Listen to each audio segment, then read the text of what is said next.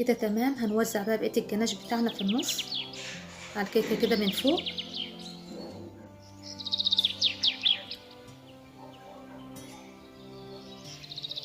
برضو بالاسباتيول برضو هنحاول نسوي الوش بتاعنا كده.